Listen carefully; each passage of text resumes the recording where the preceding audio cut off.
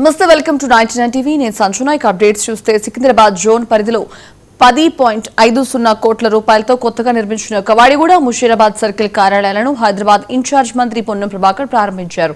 ఈ కార్యక్రమంలో మేయర్ గద్వాల విజయలక్ష్మి, రాజ్యసభ సభ్యులు Anil Kumar Yadav, deputy mayor Mothe Srilatha, MLA Mutha Gopal, GHMC commissioner RV Karnan, ఇతర అధికారులు పాల్గొన్నారు. పరిపాలనా వికేంద్రీకరణలో భాగంగా ప్రజల సౌలభ్యం కోసం రింగ్ రోడ్ లోపల ఉన్న గ్రామ పంచాయతీలు, మున్సిపాలిటీలు, కార్పొరేషన్లలో ఒకే రకమైన పరిపాలనా వ్యవస్థను తీసుకురావడం జరిగిందని మంత్రి పొన్నం చెప్పారు. హైదరాబాద్ కు ఢిల్లీ లాంటి కాలుష్య పరిస్థితి రాకుండా ఉండాలన్న కార్యాచరణతో ముందుకు సాగుతున్నామని మంత్రి పొన్నం చెప్పారు. గ్రేటర్ హైదరాబాద్ లో దళిత జనాభా నిష్పత్తి ప్రకారం 43 డివిజన్లు కేటాయించాలని పొన్నం కాన్వాయ్ ని అడ్డుకున్న కార్యకర్తలు డిమాండ్ చేశారు. మంత్రి ఆందోళనకారుల నుంచి వినతి పత్రం తీసుకుని పునరాలోచిస్తామని హామీ ఇచ్చారు.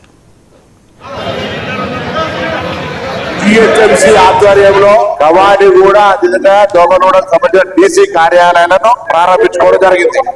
పరిపాలనా వికేంద్రీకరణలో భాగంగా greater Hyderabad pure ring road లోపల ఉన్నటువంటి 4 రకాల వ్యవస్థ, గ్రామ పంచాయతీ, మున్సిపాలిటీ, కార్పొరేషన్లు, అదేవిధంగా గ్రేటర్ కార్పొరేషన్ 4 రకాల వ్యవస్థలను తీసి ఒకటే రకమైన వ్యవస్థ ద్వారా పరిపాలనా సౌలభ్యము, ప్రజలకు సౌకర్యాలు అంతా కూడా ఒక ప్రణాళికాబద్ధంగా అభివృద్ధి జరగాలని తెలంగాణ ప్రజాపాలన ప్రభుత్వం రింగ్ రోడ్డు లోపల ఉన్నటువంటి అంతా కూడా ఒక గొడుగు కింద తీసుకొచ్చి 12 జోనల్ కమిషనర్లను, అదేవిధంగా 60 డీసీలను నియమించుకొని మరి పరిపాలన కొనసాగించే విధంగా చర్యలు తీసుకున్నది. దాంతో పాటుగా అనుసంధానంగా పోలీస్ జోనల్ కమిషన్లు కూడా ఏర్పాటు చేసుకొని ప్రజలకు ఎక్కడ ఇబ్బంది ఉన్నాయనేటువంటి ఆలోచన చేస్తారు. ఈ విధంగా రాబోయే కాలంలో జిహెచ్ఎంసీ సర్వీసెస్ నూతనంగా కలిసిన ప్రాంతాలు కావచ్చు, ఇప్పుడు ఉన్నటువంటి ఎగ్జిస్టింగ్ ప్రాంతాలు కావచ్చు, ఒక ప్లాన్ ఆఫ్ యాక్షన్ తీసుకొని భవిష్యత్తు ప్రణాళిక చేసుకొని అభివృద్ధిని ఒక మార్గదర్శకత్వం చేసుకొని ముందుకు పోవాలనేటువంటి, ఎందుకంటే హైదరాబాద్ రాష్ట్ర రాజధాని,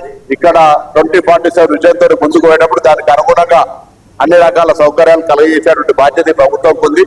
అది ఇండస్ట్రీ వారు వచ్చినా, ఐటీ రంగం వచ్చినా, టూరిజం రంగం వచ్చినా, మెడికల్ టూరిజం వచ్చినా, ఏ అంశం వచ్చినా రేపు ఇక్కడ గ్రీనరీ, పొల్యూషన్ ఢిల్లీ లాగా కాకుండా ఉండాలన్నా ఈ చర్యలని తీసుకోవాలి. కాబట్టి ప్రభుత్వం ఇవన్నీ ముందస్తుగానే ఒక ప్లాన్ చేసుకొని ప్రణాళిక ప్రకారంగా ముందుకు. విశాఖ జిల్లా పెందుర్తిలో